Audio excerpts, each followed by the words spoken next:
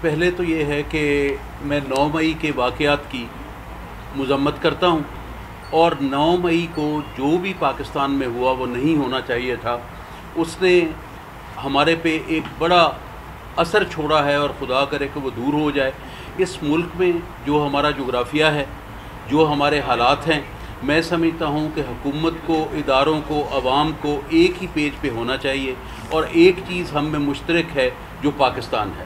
9 مئی کے واقعات کی تو ہر محب وطن پاکستانی جو ہے وہ کنڈیم کرتا ہے اس کو.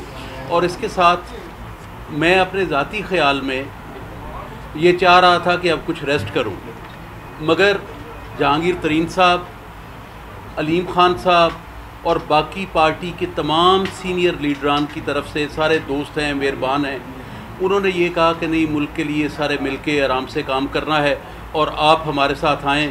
تو میں آج سے باضابطہ طور پر جہانگیر خان صاحب اور علیم خان صاحب کی قیادت میں IPP کو جوائن کرتا ہوں اور انشاءاللہ تعالی پارٹی کے جو بھی منشور ہے اس کے مطابق کام کروں گا اور پاکستان کے لیے کام کروں گا اور ہر وقت میسر ہوں گا اپنی قوم کے لیے. سٹار نیوز، جیو پاکستان کے لیے.